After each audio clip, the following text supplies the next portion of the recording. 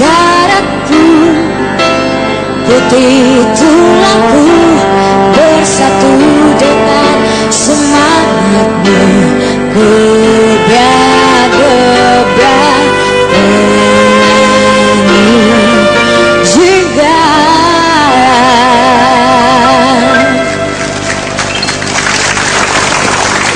Anda masih menyaksikan Managing the Nation with Tanri Abeng dan our guest of honor Bapak Dahlan Iskan. Tadi Pak Tanri memberikan aplaus kepada PLN yang mengatakan bahwa sebagai sebuah BUMN yang sangat peduli terhadap kepuasan pelanggan. Nah, sekarang saatnya kita untuk melihat komentar dari masyarakat yang notabene adalah pelanggan PLN. Apa komentar mereka? Ini dia. Masyarakat, ya, ini sangat dirugikan sekali. Ntar mati, sebentar hidup lagi. Karena dengan adanya pemadaman bergilir, sangat merugikan semuanya. Seperti kata Pak Dahlan, udah makanan sehari-hari ya Pak ya, mendengarkan komplain, keluhan dan sebagainya. Ya, mungkin tapi selalu saya dengarkan. Saya ada pertanyaan Pak, sebelum kita beralih kepada teman-teman mahasiswa. Jadi di sini kan saya melihat bahwa dari teori 4S Pak Tanri Abeng, S yang keempat itu adalah sumber daya manusia. Nah, saya lihat di sini ini adalah sebuah pemimpin yang memang sangat luar biasa membuat gebrakan. Mungkin tidak Pak, 4S itu di reverse Pak. Jadi dari sumber daya manusia dulu, kemudian ke sistem, struktur, kemudian strategi itu. Secara teori manajemen bagaimana Pak? Nah begini, saya kira pertama harus ada strateginya, roadmapnya mau kemana kita, ya kan? Betul Pak. Baru ada struktur, baru ada sistem. Tapi kan ini percuma tanpa sumber daya manusia gitu. Terpenting lagi adalah kepemimpinannya, karena pemimpinlah yang menggerakkan seluruh strategi yang ada di dalam badan usaha atau dalam organisasi, termasuk di pemerintah gitu ya.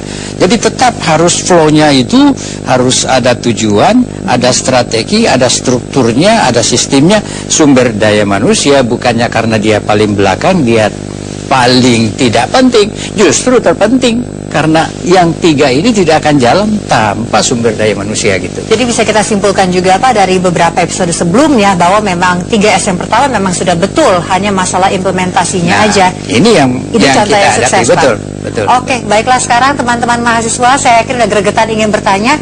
Namun sebelumnya saya informasikan kepada para pemirsa Metro TV bahwa Managing the Nation with Tanri Abeng sangat relevan bagi universitas terbuka dalam memenuhi kebutuhan pengayaan materi belajar untuk mata kuliah terkait sesuai dengan program studi yang sedang ditempuh.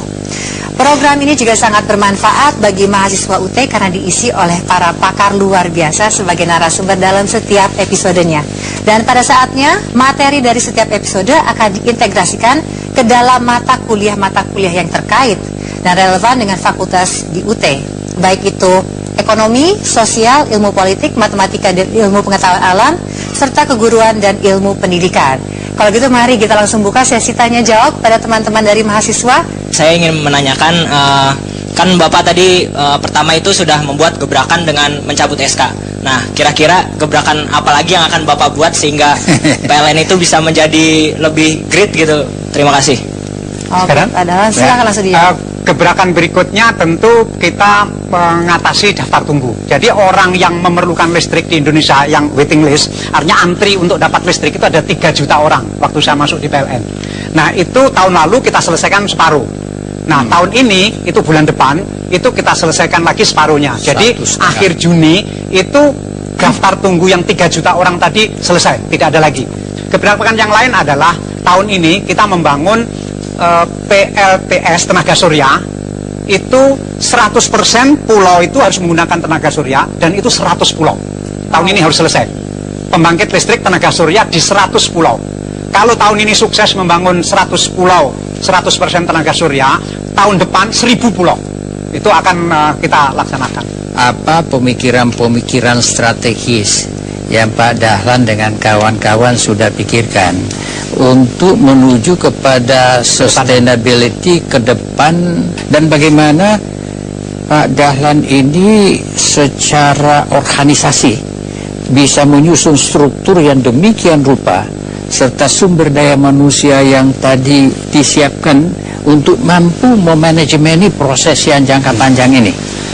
Baik Pak Tanri ini guru saya. 30 tahun yang lalu beliau ngajar tentang negara itu tidak ada negara kaya, tidak ada negara miskin. Yang ada adalah negara dengan manajemen baik atau negara dengan manajemen tidak baik. Cuma itu aja. Negara miskin kalau manajemennya baik akan kaya. Negara kaya kalau manajemennya jelek akan miskin. Begitu, selalu begitu. Saya masih ingat. Karena itu perusahaan pun begitu. Kalau tidak ada perusahaan besar, tidak ada perusahaan kecil, yang ada adalah perusahaan yang manajemennya baik dan manajemennya tidak baik. Gitu aja. Nah, karena itu Pak, tahun ini dan tahun depan target kita adalah mengalahkan Malaysia. Wah, itu dia. Oh yes. Jadi kami tidak punya target yang muluk, misalnya mengalahkan Amerika, tidak. Nanti kalau kita pengen mengalahkan Amerika itu saya takut satu, kalau menang bagaimana? Kembali saya menanyakan bagaimana, apakah akan ada perubahan struktur misalnya organisasi, bagaimana supaya ini bisa dimanajemeni dengan baik? Ya Pak, karena begini Pak, setelah tahun ini dan tahun depan kita targetnya mengalahkan Malaysia, itu artinya jumlah mati lampunya harus lebih baik dari Malaysia, jumlah kehilangan listriknya harus lebih baik dari Malaysia, begitu. Nah, kedepannya lagi Pak, kita pengen bahwa PLN ini tidak mau lagi menjadi ban belakang. PLN ini harus menjadi ban depan, karena udah capek menjadi ban belakang. Selama 40 tahun PLN ini selalu jadi ban belakang Pak, karena itu gundul. Ya. Karena ban belakang itu kan cepet gundul kan, begitu. Kenapa ban belakang cepet gundul? Karena pengen ngejar ban depan tapi nggak kekejar-kejar. Nah itu ya, saudara-saudara, choice itu adalah strategic choice, pilihan yang strategis.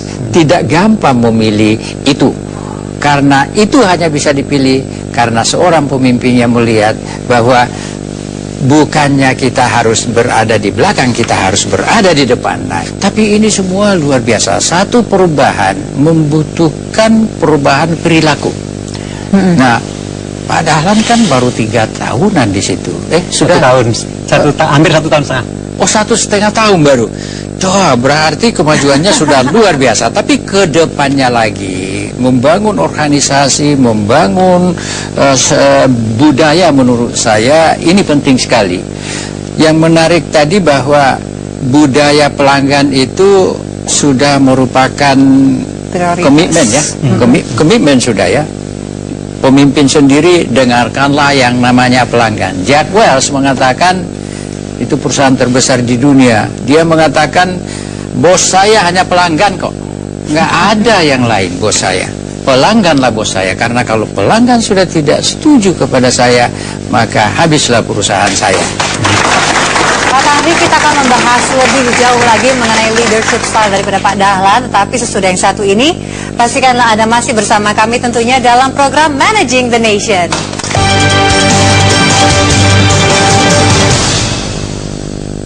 Dipersembahkan oleh